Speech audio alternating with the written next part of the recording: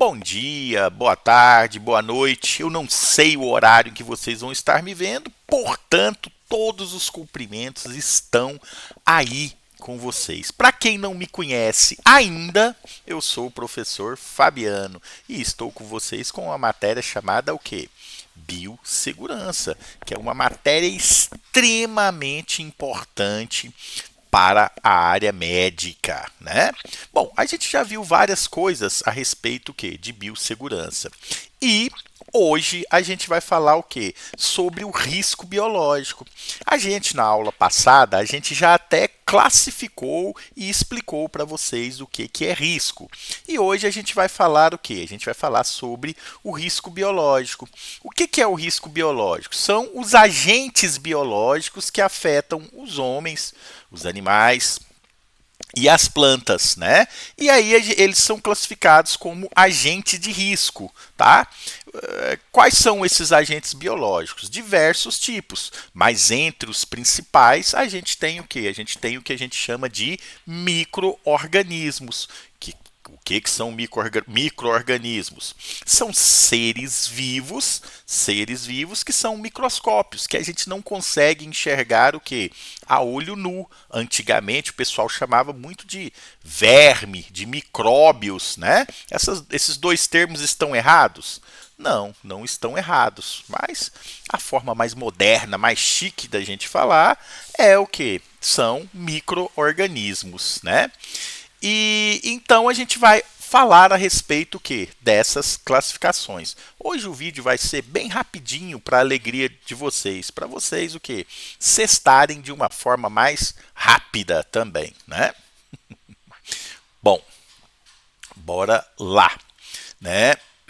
Então, esses agentes biológicos, né, eles foram classificados em classes de risco, tá? Essas classes, elas são numeradas, número 1, número 2, número 3 e número 4. Nós temos o quê? Nós temos quatro classes de risco. E esses riscos ajudam, essa classificação de risco vai ajudar a gente a nós nos protegermos contra os perigos que esses agentes biológicos podem causar à nossa saúde, a saúde A saúde do paciente, né? E ao meio ambiente também, aos animais e tudo mais, tá certo? Então, essa classificação, ela vai ajudar nesse tipo de coisa aí. Ajudar a proteção do profissional, ajudar a proteção do paciente e também a preocupação que nós temos com o meio ambiente, tá certo? E essa classificação de risco biológico, ela vai levar em conta uma série de coisas terapêutica, forma de transmissão, né? E é isso que a gente vai estar vendo aqui, ó, no nosso próximo slide aqui. Deixa eu estar passando ele aqui para vocês. Opa. Então, essa classificação de risco, ela vai levar em conta medidas terapêuticas. Se esse risco biológico, se esse agente que vai causar problemas para a nossa saúde, ele tem uma terapêutica específica, né? Se ele tem remédios à disposição atualmente, porque existem aí algumas doenças, né? Alguns agentes biológicos que você não tem uma terapêutica específica, né? Se você não tem um tratamento específico. Exemplo, se você pegar lá o ebola, né, o vírus do ebola, vocês já devem ter ouvido falar, ele não tem uma terapêutica específica. Mas atualmente, graças a Deus, nós temos uma vacina, né? E se a gente tem uma vacina, então ele tem uma profilaxia adequada. Então a gente vai levar em conta essas medidas terapêuticas, a gente vai levar em conta a profilaxia que vocês sabem muito bem que é a forma de você evitar uma patologia, né? A gente vai levar em conta, ali está escrito no slide ali do outro lado ali, né? A população vulnerável, né? Se essa população ela é vulnerável a esse agente biológico, né? A endemicidade a gente também leva em conta, tá? O que é endemicidade? A capacidade desse agente biológico ele se espalhar o quê? Se espalhar no mundo todo, né? De ele causar o quê? Epidemias, tá certo? Então quer dizer, os cientistas, né, os pesquisadores, para classificar um agente biológico em uma determinada classe de risco, ele vai levar em conta uma série de coisas. Um exemplo prático para a gente tentar compreender isso daí, quando eu estou numa aula ao vivo, geralmente eu sempre pergunto assim, qual que é mais perigoso? Uma gripe, né? A gente pode imaginar uma gripe, ou a AIDS, a doença da AIDS, né? Todas essas duas doenças são o quê? Uma virose, são causadas por vírus. Obviamente, todo mundo vai erguer a mão e falar assim, a AIDS, não é verdade? Mas aí a gente tem que refletir por qual parâmetro eu vou comparar essas duas patologias, né? Eu vou pensar na gripe. Qual que é a forma de transmissão da gripe? A forma de transmissão da gripe, que é o vírus influenza, é através do quê? Das vias aéreas superiores, né? Então, através de perdigotos, de gotículas que são o quê? Lançadas quando eu converso, quando eu espirro, quando eu vou interagir com outras pessoas. Então, é um contato o quê? Direto. Como que é a transmissão da doença AIDS, do vírus HIV lá, né? É através do quê? Da relação sexual. Então, qual dessas patologias tem maior possibilidade de ter uma pandemia? A gripe, causada pelo influenza, porque a forma de transmissão dela é muito mais eficaz do que a forma de transmissão do HIV, né? Então, quer dizer, se nós formos levar em consideração o perigo de uma pandemia, né, uma pandemia generalizada mesmo, a gente falaria que é a influenza, que é o vírus causador da gripe. Agora, se a gente for falar em forma de gravidade da doença em si, aí a gente já ia colocar o quê? O vírus HIV, né? Então, por isso que hoje nós temos o quê? Essa classificação de risco aí biológico, porque nós vamos estar levando em conta esses vários fatores que podem causar a periculosidade, né, dessas doenças aí, desses agentes biológicos, tá? Então, o primeiro grupo de risco que nós temos, nós vamos chamar de grupo de risco 1, né? Esse grupo de risco 1, ó, ele tem baixo risco individual e para coletividade, né? Ele vai incluir agentes biológicos que não causam doença em pessoas, animais ou adultos, né? Você vai estar mexendo ali com um agente biológico, porém esse agente biológico ou a pessoa que está contaminada por esse agente biológico, ela não vai transmitir para você, né? Você não vai pegar. E se por um acaso ela transmitir para você essa patologia, também não vai ter nenhum risco, né? A gente dá muito como exemplo, a gente pega ali o lactobacillus.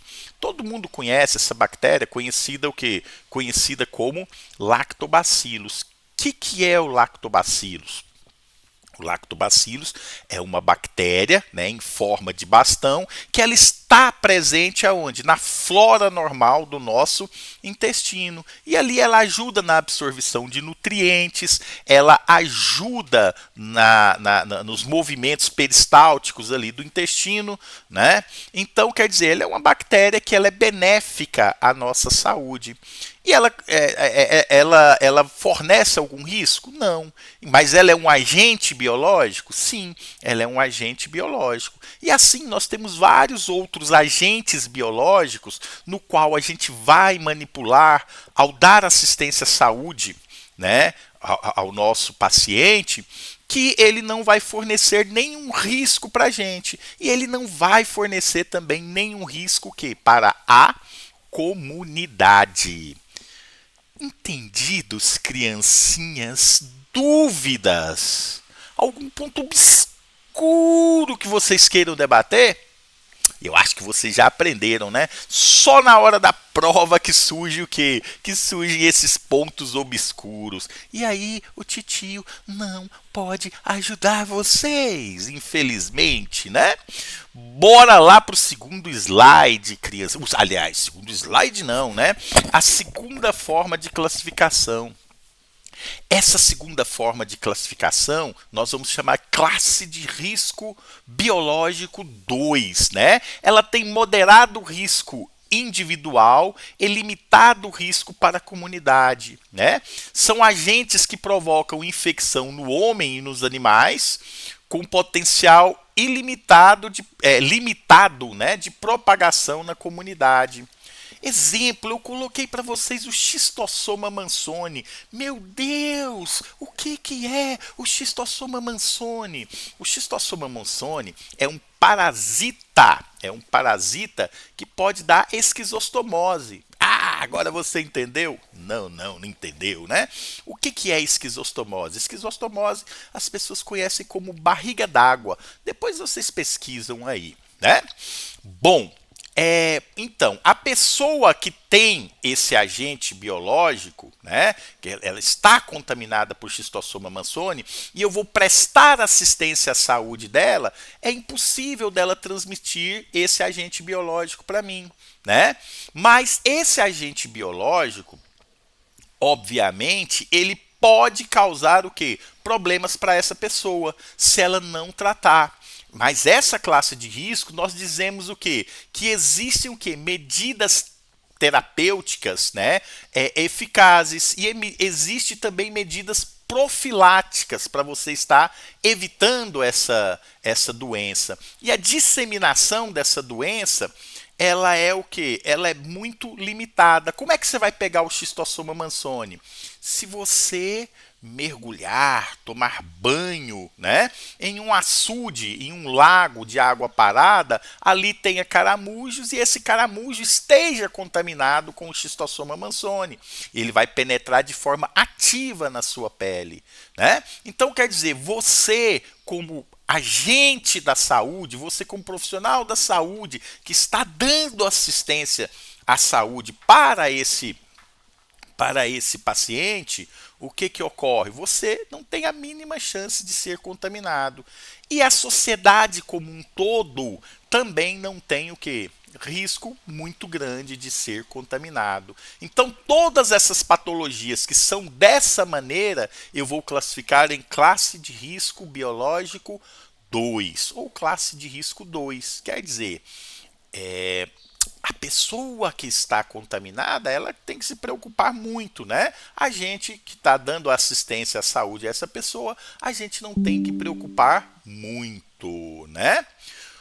Bom, criancinhas, e aí a gente vai o quê? Para a classe de risco 3, né? Vamos lá ler o que está escrito nessa classe de risco 3, ó. Alto risco individual e moderado risco para a sociedade em si. Opa! Aconteceu um acidente aqui, criancinhas. O meu computador está acabando a bateria. Deixa eu só ligar ele aqui na tomada. Senão, nossa aula acaba e eu não vou recomeçar aqui do zero, né? Deixa eu só aumentar aqui a minha visibilidade aqui. Pronto. Ops, vamos colocar aqui novamente a minha luz para eu ficar bonitão, mais bonito do que eu já sou aqui para vocês, né?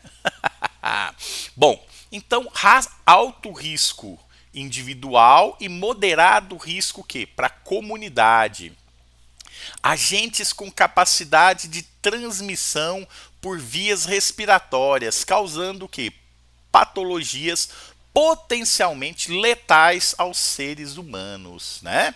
Então, esses agentes vão ser o quê? Vão ser transmitidos por vias respiratórias. Quer dizer, é uma via muito fácil da gente o quê? Da gente se contaminar, tá? E a patologia que ele vai causar em quem está contaminado, ela tem o quê? Ela é moderada, mas ela pode ser letal. A gente pode pensar o quê? No COVID, né? No COVID, uma pessoa que está contaminada com COVID, ela pode transmitir o quê? Ela pode transmitir. Tomar uma vodka aqui, criancinhas, porque molhar a palavra. Ela pode transmitir isso aqui para quem está o quê? Dando assistência à saúde a essa pessoa, né? E essa patologia, no momento que ela está instaurada em meu organismo, ela pode ter o quê? Ela pode ter complicações, né? Ela pode ter muitas complicações, não é verdade? Ela pode se tornar muitas das vezes o que? Letal, né? Então ela pode propagar o que? De pessoa a pessoa, né? Mas porém existem o que? Medidas de tratamento e medidas de prevenção, né? O risco real, e existe o que? Um risco real de disseminação para a população. Mas eu tenho tratamento, mas eu tenho também o que? A profilaxia, tá bom? Eu já dei até um exemplo aí para vocês, dei o exemplo aí para vocês da Covid, tá? E ela é transmitida pelas vias aéreas superiores, né? Pelo sistema respiratório, e a patologia que ela causa é uma patologia que pode vir a se tornar letal e ela pode ser transmitida de pessoa a pessoa. Porém, existe o que? Tratamento eficaz, e existe também o que? Profilaxia. Hoje a gente tem o que? A vacina, né, criancinhas? Nada de pensar que vacina é o que?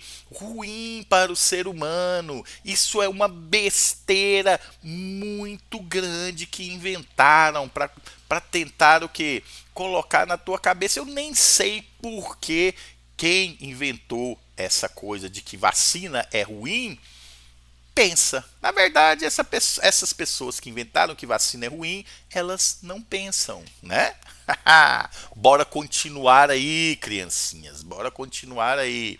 Bora pra classe de risco 4. Aí sim, tanto é que eu já coloquei uma gravura aqui, ó, de uma pessoa toda equipada, parecendo um astronauta, né? Por quê? Porque a classe de risco 4, ela é alto risco de individualidade, e ela também tem o quê? Alto risco para a comunidade, né? Ela pode ser o que? Transmitida de várias formas, né? E às vezes até essa forma de transmissão, ela é o que? Desconhecida. São patologias que são agentes biológicos, vírus, bactérias, que se eu estiver infectado, ela não vai ter o que? Nenhuma medida profilática, nenhuma forma de evitar de eu me contaminar, e não existe também o que? Nenhum tratamento. Eu brinco com vocês falando o seguinte, criancinhas, que quem pegar esse agente biológico da classe 4, o que vai acontecer? Ele vai ter alta celestial, não é verdade? Deus vai descer aqui na face da terra e vai falar para você, indivíduo, ou sobe ou desce, você está de alta da vida. Aí depende de cada um de vocês, criancinhas, se você vai subir ou se você vai o quê? Descer, não é verdade? Então, essas patologias, esses agentes biológicos da classe 4, eles são muitas das vezes desconhecidos. Aqui embaixo eu até coloquei o vírus Ebola como exemplo para vocês, mas isso aqui está defasado.